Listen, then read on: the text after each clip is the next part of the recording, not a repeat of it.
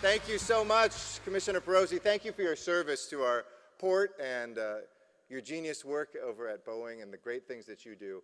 And I want to thank all of you as well for being here this morning. Thank you for the kind introduction, Anthony. Your work on the Harbor Commission has been absolutely critical to the work that we do. And as committee chair also of the World Trade Week, I want to thank you for what you've done to bring this room together.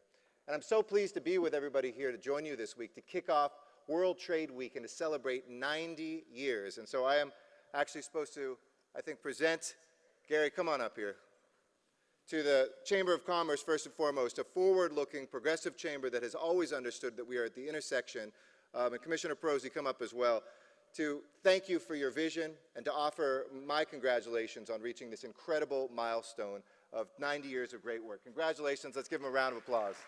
Thank you.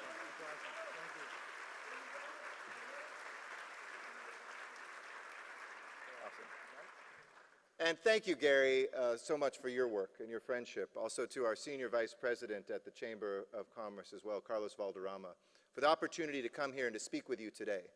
And there are a few things that I enjoy more than talking about our global city. LA is this incredible place and this incredible moment that we have built together here, a moment of dynamism, of growth, of possibility, and there's nothing like being in a room filled with people who share that same vision, that enthusiasm and that optimism for the place that we're lucky enough to call home. Today, we're joined by leaders, including obviously Alan Horn from Walt Disney Studios, and the entertainment business is such a global calling card for us, and nobody beats us when it comes to our theme parks, when it comes to our movies and television. But it represents that Los Angeles in every industry is made up of the most diverse, hardworking, creative people in history. And in so many ways, we are the creative crossroads of the world. Arguably the northern capital of Latin America, the western capital of the United States, and the eastern capital of the Pacific Rim. All of this, which gives us a competitive edge. If there wasn't a city here, we'd have to build one, just given the forces of the global economy. And when you look at the assets that we have from our cargo complex, which is the nation's largest and busiest, twin ports are together responsible for more than 40% of the sea-based goods that come into our country. And 1 out of every 51 jobs in America comes through those ports, 1 out of every 9 in our region. And here's something very impressive you may not know. In the first 3 months of this year, in 2016, nearly $45 billion worth of goods have moved through our ports, a brand new record, the busiest first quarter in our 109-year history. Think back a year ago when we were threatened with strikes and slowdowns and shutdowns. We now, again, of course, are not only on fire at the port, we're ranked #1 in terms of our custom district in the United States, the 18th time in the last 23 years that we have held that honor. But to maintain this leadership position, we're continuing to upgrade our infrastructure. These things don't happen automatically. They happen because of the people in this room and good decisions at City Hall. And I think today we can all come together and say in 2016, as we look at Washington struggling to take care of some of the basic needs of this country, Los Angeles is indisputably the local infrastructure capital of America. We're spending $2.5 billion over the next decade to modernize our ports, to ensure cargo efficiency, to be cutting edge, and to be stewards of the environment, to revitalize our waterfront communities. But we're also in the midst of a $15 billion reimagining of our airport, which is the #1 destination airport in the world now.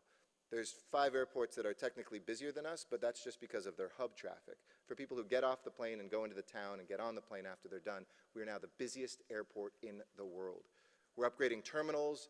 You've seen some of the shops, the restaurants. I hope you've enjoyed seeing the entire facelift. And we're correcting one of the great mistakes of the past by finally connecting rail to our airport to make it easier for people to get there. And beyond the port and the airport, we're finally investing $40 billion, and if the voters look our way this November as well, as much as $120 billion more, to build out a transportation network second to none in this country, to enable people and goods to move through our city more quickly. And over the life of these projects, between the port, the airport, and our public transportation, we're going to produce 560,000 jobs just in building them. That's more than the population of Atlanta, to put that in perspective. So we're leading the nation when it comes to infrastructure investment, when it comes to ingenuity and manufacturing strength. But of course, there is much, much more we can do, and that's why we're here today. We have some of the most innovative companies right here in Los Angeles. It's also not only World Trade Week, it's Small Business Week. And yesterday we celebrated with so many small businesses that the next great idea. But too many of our local businesses are not exporting. They're not exporting their goods even though it would increase their profits.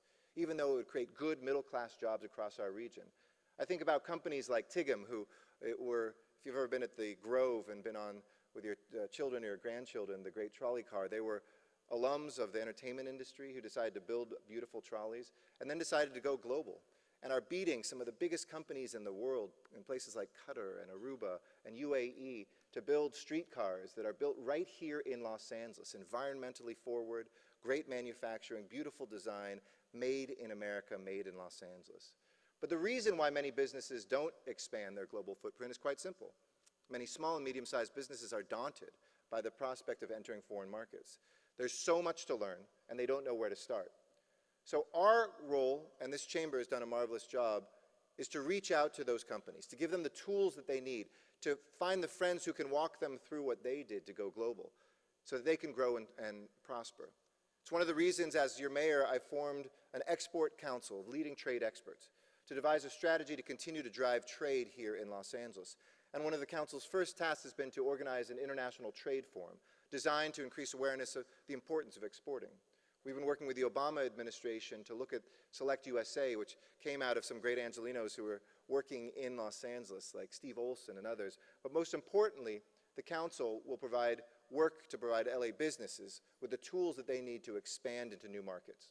We've already had successful models. Look at our thriving aerospace sector, something that City Hall had turned its head away from, that many of us had given up on after the Cold War, but it still remains our #1 export, and it is roaring back. We have best-in-class companies like Aerojet Rocketdyne, like Boeing, like SpaceX. When the nation calls on us to do something like reimagine the space industry, technology, they come to Los Angeles. And we have so many small and medium-sized manufacturers that feed the global supply chain. And I'm proud to say that we won a federal advanced manufacturing designation. It's known as AMP. We competed with cities across the nation. One of the first things I did as mayor, I brought 4 counties together. Instead of just being parochial and be the city of LA competing against something in Orange County and Ventura and San Diego, we brought all 4 counties together. And we won that designation to rethink the supply chain and the assembly line, but also to rethink job training for so many companies who told me when I was a candidate for mayor, I can't find the people I need for my aerospace company.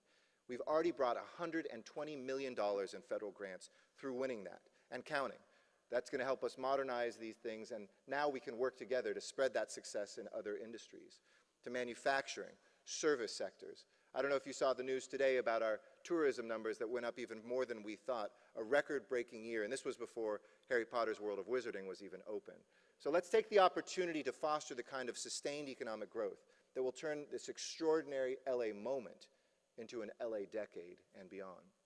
Because this is the time when we're thinking about doing things big again. In 1932, we announced ourselves as a global city when we hosted the Olympic Games. In '84, we became a great global city when we saved the Olympics and turned a profit to boot. In 2024, we're going after the Summer Olympic Games to bring them back to America and to show we're not just a great global city, we're one of the top handfuls of great global cities in the world.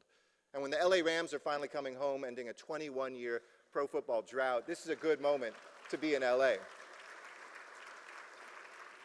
It's a special moment, and this is the time to invest in what is yet to come here in LA.